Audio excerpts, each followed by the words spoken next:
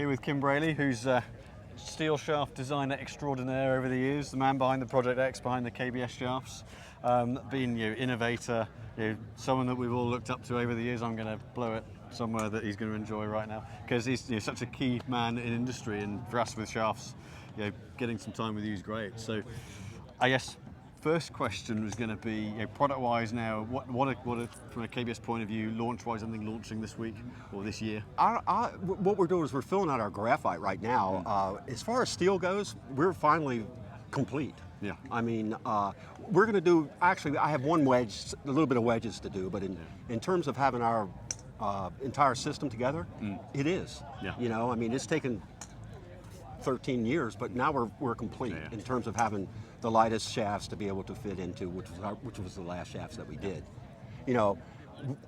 We did it the same way people have been doing it forever. When we started this company, we were really concentrating on the tour and all that, just to try to get something going. So, we had the heavy stuff first, and now like I said, in steel, we're complete. Yeah. We have, in terms of fitting, we're from top to bottom, and everything that we do is about fitting. Yeah. As you say, such a broad range of products, from a seat saver down to the tour lights, down to the 580s. Some people think it's too much, but it's they all have a place, and it's not too much. But anyway, when you're moving into the lighter weight profiles, from a design aspect, what changes from, obviously you've got weight and amount of material to work with? Here's what it is, man. In terms of a steel product, the OD is everything. Everything. Outer diameter. The outer diameter, yes. Now that's by a power of 4, it's more important in terms of stiffness than the weight. Yeah. So what the weight does, the weight controls the wall thickness, which is, I mean, the wall thicknesses are anywhere from 8 thousandths to 11, 12, something like that, and that is just not a big enough variable to make the difference that the OD is able to make. Yeah. So the bigger the shaft, obviously the stiffer the shaft. Yep. And but that's what it is. It's all about manipulating the ODs and being able to blend them together and rebound angles, all that kind of stuff. And that's where the progression of the, I would say not necessarily step pattern, because some shafts don't have steps, but the progression of the thickness down the shaft, how quickly it narrows, all controls where it bends, how it bends, how fast it recovers. That's it. That's it. That's the ticket. I mean, like I said, it's by power of 4, so it's all about ODs, and even in the graphite, it's a large factor. And with that is how much of that's more about consistency of what the shaft does versus that stability? Well, okay. Here's what generally when you're forming the shafts, you're able to hold very tight tolerances. Yeah. In our old factory, which is not that old, but our tolerances were basically plus or minus 3, which is not, that's not particularly tight as far as I'm concerned, but that's what it was. And when I say plus or minus 3 grams, so the ODs are easier to keep consistent than the weight is.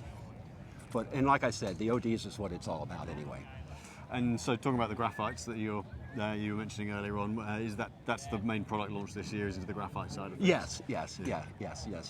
We came out with again, we started on tour, and our first shaft was stiff, and but now we have something called what's the second one called? PGI, which is a more flexible. It's at the same stiffness as overall, but it has a lot more ductility, and so it hits the ball higher and spins the ball more. And in 1 year, we have 40 girls on PGA or LPGA Tour playing. 1 year, 40. I think that's of the top 150, 40 in 1 year. Because I think, looking at the ladies tour, the transition from steel into some of the graphites, that's been quite noticeable. Hey, how you know many what? have? I finally realized that the ladies is where it's at. I mean, they swing, they swing 100 miles an hour driver. Some of them are more, some of them are less, but I mean, they're normal. And in terms of working and doing fit, not only are they normal, they're great to work with. They show up on time. They say thank you. They send you cards. They're nothing like the guys. The guys show. It's like you're privileged to be in their friggin' presence. But the girls are awesome. They're just absolutely awesome. And so the second generation steel teacher from the TGI series, hence the PGI, just to kind of clarify that for those that are it's just a much more fittable shaft, and like I said, in that from 100 to, I'm talking driver speeds, down to somewhere in the 80s. It's just awesome. I mean, it's absolutely awesome. And like I said, there's nothing. I've never seen anything grow as fast as that thing has grown on the LPGA Tour. I've seen anything that's grown like that. And you talked about the ductability of it, just to kind of explain to. Well, it's more viewers. flexible, so there's more bending in it. Even though the overall stiffness, which I'm really into, is still a frequency number that is consistent with what the stiffer one. But in order to fit, that's what you do. You try to bracket it. And in the graphite, we have what we call the max, which is our most flexible, and that's really an everyman's kind of shaft. It's just kind of the stuff. It's equal to the stiffnesses that you see the OEMs come out with.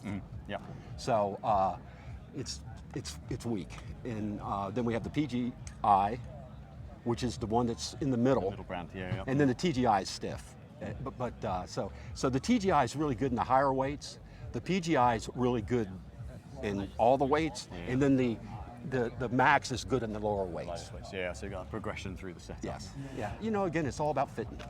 It's just. And you say you need the options to be able to fit with. Yeah. And having that progression and say slight variation. Sometimes you're using shafts and using heads to try to optimize ball flight and forgiveness, and you've got to have a little bit of both. So. Yeah, and we have there has to be a progression has to be somewhat consistent with it in terms of.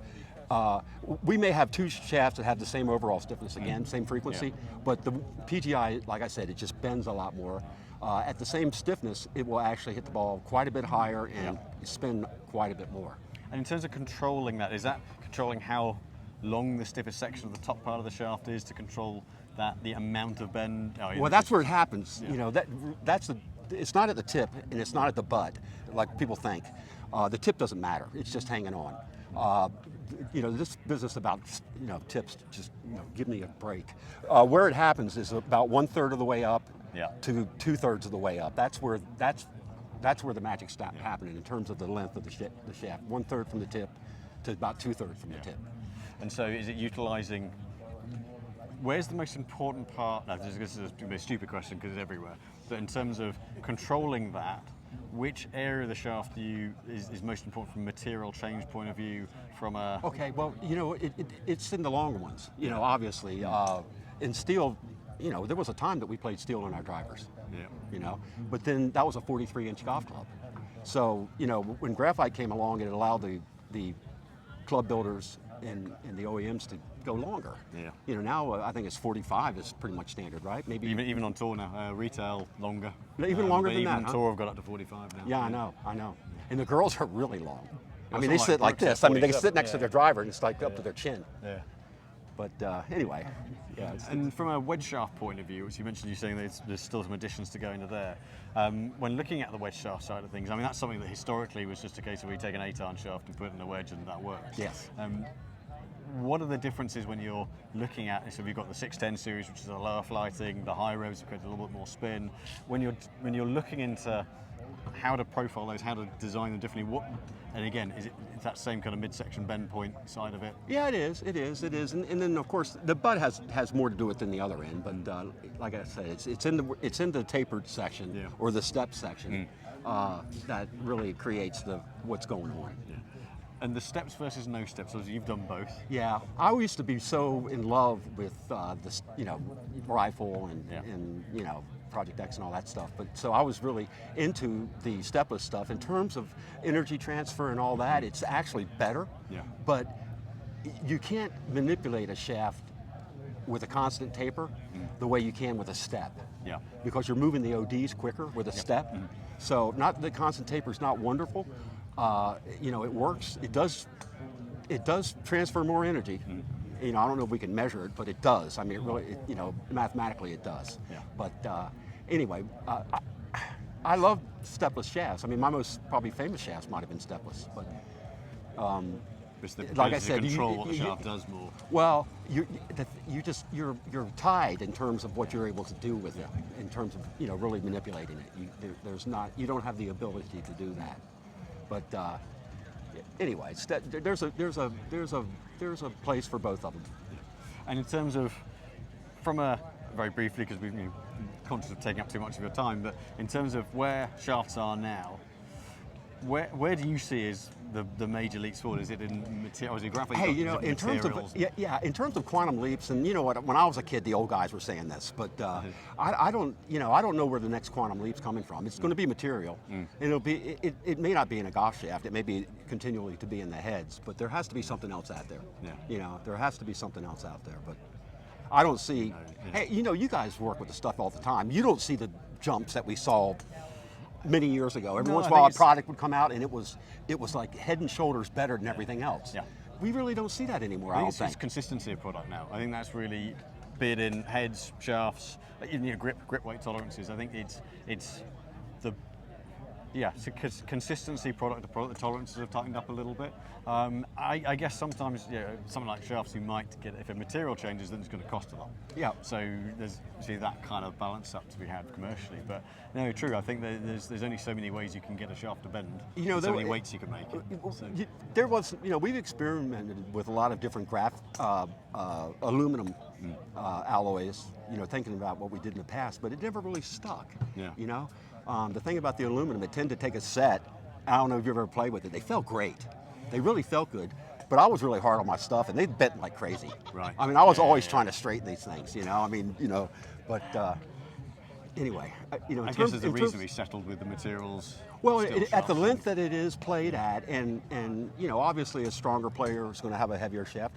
Generally speaking, a slower player will have a weaker shaft, and I think that the weights are where they should be. Honestly, we've talked about this, and I think that there's something to be said in the plane and everything that you need that weight in order to be able to know where it is. Yeah. We've all had that thing where we've used a real lightweight stuff, and you kind of only feel the head. Yeah, it's kind of like out there in space. 100%. Yeah, I mean, from a fitting point of view, that is it's energy and inertia in the club, and they've got to match up. Yes. For some guys, you need it in the tips. Some of them. Yeah.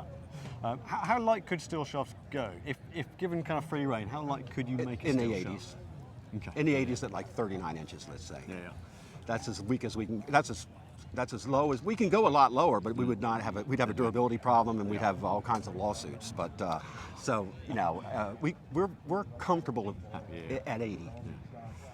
Yeah, I was thinking. You look at the wall thickness. Some of those. Well, we just ones in the past. How long have we been building the new plant? 2 or 3 years? Yeah. And over the past 2 or 3 years, we're building a new plant, and it's really exciting because now our tolerances are, this is brand new machinery. This isn't stuff that was made in the 1940s, like what we used at Brunswick or what True Temper uses today. I mean, honestly, 1940s. So, I mean, the heat treating, it's so. I'm excited about it because just being able to do things that we can't do with our old factory, which our old factory was built in the 90s, so it wasn't that old, maybe 30 years, but anyway. Not to us anyway. Yeah. But anyway, Kim, thank you so much for your time. It's great to get the insights from someone like you to be able to kind of share with our viewers as much as possible. But thanks again for your time. No worries. Great fun to see you again. Take care, Simon. And enjoy the rest of the week. Yep.